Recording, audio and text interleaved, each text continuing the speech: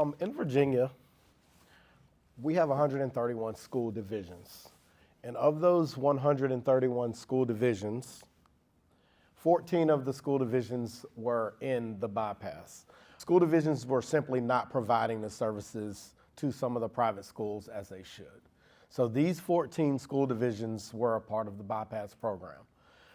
Coming out of bypass was a big thing. We've had a lot of those school divisions say, hey, we can handle this.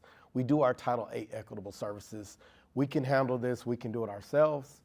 Well, there were also some that said, we like this. We want to stay here. We like the contractor that's serving us. We don't want to leave this.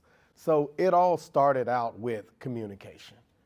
Communication was key. We held a consultation meeting. We held that meeting with all of our bypass divisions, but we also held it with our private schools as well. So we know we have the personnel, we know we have the strength to do it, let's do it in 1 year. The thing we didn't realize is that change is a thing. So a lot of these school divisions went through staffing changes. So LEAs changed staff in the middle of what we were doing. So what we decided was, let's put together some guidance and let's put together a plan that no matter who comes in, they'll be able to follow these guidelines that we have in place, and we can work with them. We established our first goal, which was to make sure that the LEAs in the private schools knew who to contact and knew who to work with. I located 400 schools just in the Northern Virginia, DC, Maryland area. I mean, 400 private schools that these divisions were having to reach out to. They were having to reach out, and some of the LEA coordinators for Title I, they had never did this before. This was brand new for them. So we also brought in some of our larger divisions that have been doing it successfully. So we have some larger ones in the greater Richmond area that were able to sit in our meetings, in our consultations, and just give them some ideas of how they do it each year, when they start, what those timelines look like. And our team is really small. We don't have a large team as a SEA.